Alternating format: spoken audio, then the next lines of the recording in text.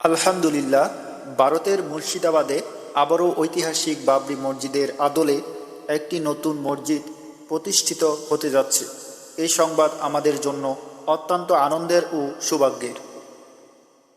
1992 সালের 6 ডিসেম্বর যখন বাবরি মসজিদকে নির্মমভাবে ধ্বংস করা হয়, শহীদ করা হয়, সে ঘটনা মুসলিম উম্মাহ এর হৃদয়ে গভীর ক্ষত সৃষ্টি করেছিল।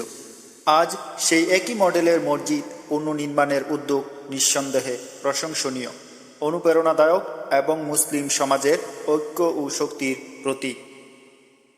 এই মহতী কাজে যারা অংশগ্রহণ করেছেন, দাতা, উদ্যোক্তা, স্বেচ্ছাসেবক কিংবা শুভাকাঙ্ক্ষী, প্রত্যেকের প্রতি জানাই আন্তরিক ধন্যবাদ ও কৃতজ্ঞতা।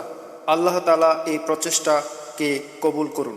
এই মসজিদকে যেন হেদায়াত, শান্তি ও ইমানের আলো ছড়ানোর কেন্দ্রবিন্দু বানিয়ে দেয়। সকলে বলি আমিন। ভিডিওটা অবশ্যই বেশি বেশি করে শেয়ার করে দিবে।